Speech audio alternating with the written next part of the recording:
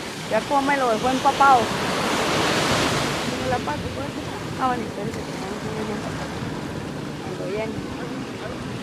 Ese tiene que ser el amigo de Anabel.